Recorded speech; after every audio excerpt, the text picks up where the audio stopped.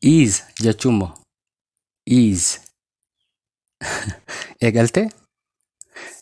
Okay, hordoftoota chaanaala EFOTube baga nagaan gara chaanaala kanaatti dhuftanii. Egaa kutaa 10ffaa kana keessatti jechoota sadan isin barbaachisan akka nama Ingiliffa eegalee dubbachaa jirutti kanneen isin beekuu qabdan sadan kana ilaallaa. Egaa kanneen Ingiliffa keessatti is, are, am kan jedhan kana yeroo baay'ee namoonni isa kan fayyadamna kan jedhu irratti xiqqoo bitaa isaan galaa.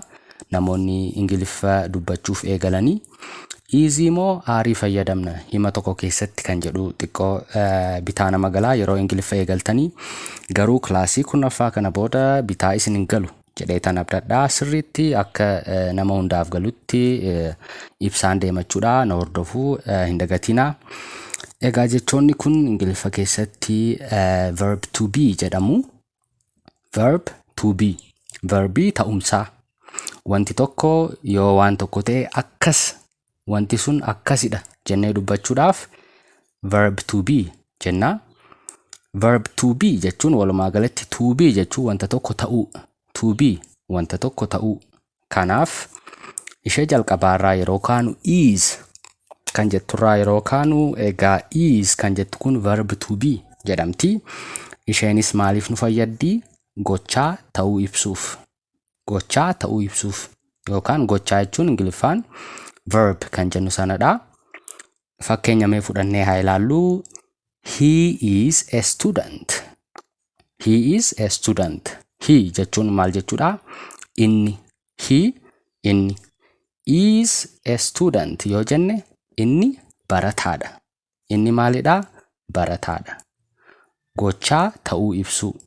Wanti tokko wanta tokko yoo ta'e is, are jennee fayyadamna jechuudha. Verb to be jechuun walumaa galatti wanti tokko wanta tokko yoo ta'e kun kanadha jennee ittiin ibsuuf gidduu gashine jechuudha.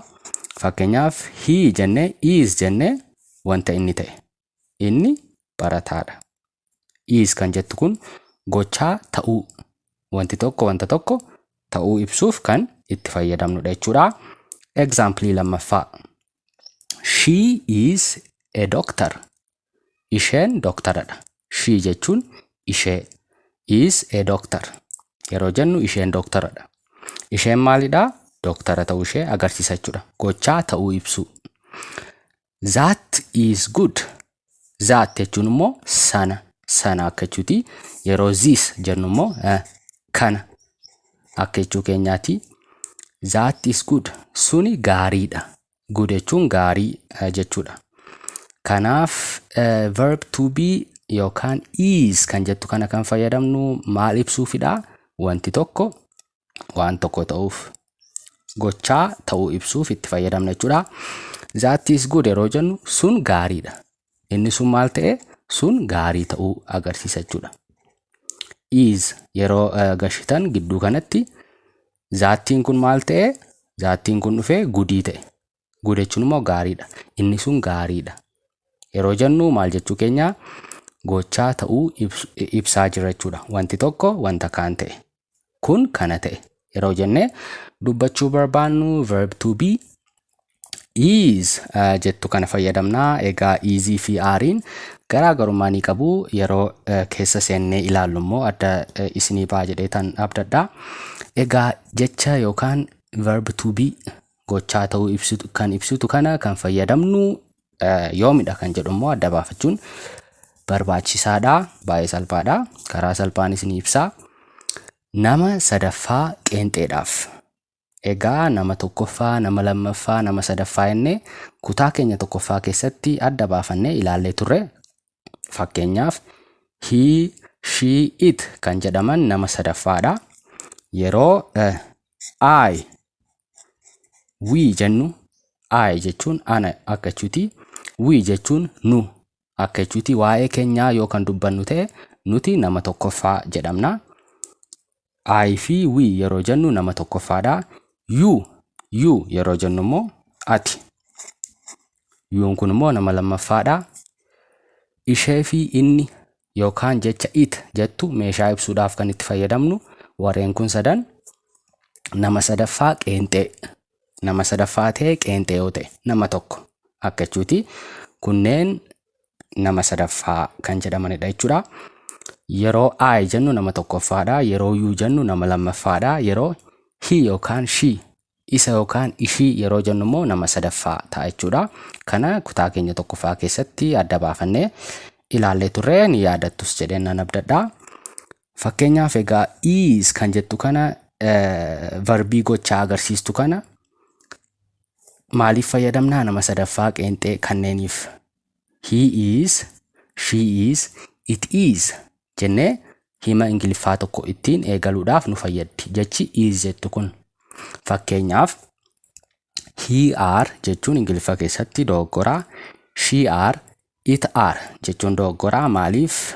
Nama sadaffaa qeenxeedhaan hima tokko uumnee itti fayyadamuudhaaf maal fayyadamna? Is kan jettu fayyadamna.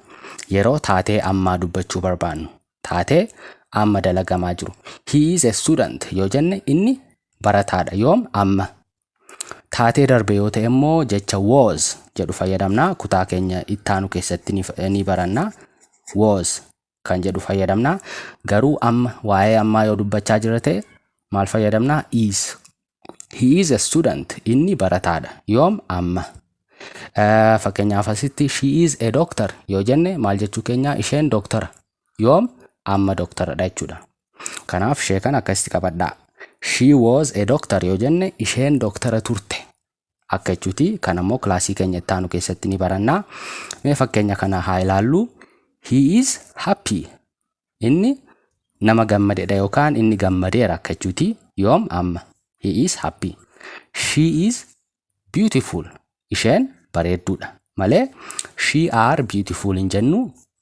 He are happy hin jennu jechuudha. Aarii kana fayyadamne easy fayyadamna. Nama sadaffaa qeenxeedhaaf warreen kana sadaniif jechuudha. It is my birthday. Birthday jechuun maal jechuudha? Guyyaa dhalootaa.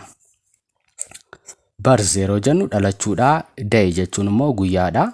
Walitti guyyaa dhalootaa akka jechuuti. Happy jechuun gammachuu akka jechuuti. Beautiful jechuun dubaraaf bareedduu akka jechuudha. He is happy. Inni gammadeera yookaan nama gammade akka jechuuti. She is beautiful. Isheen bareedduudha. It is my birthday. Guyyaa dhaloota kooti. It are, she are, he are hin jennu jechuudha. Faayidaan is jettu yookaan gochaa kan agarsiistu kun nama sadaffaa qeenxeedhaaf kan itti fayyadamnudha jechuudha. Ishee kana akkasittiin qabadhaa. Mee gara jecha isa ittaanu are jedhutti immoo dabarree haa ilaallu. Ammas na waliin ta'a.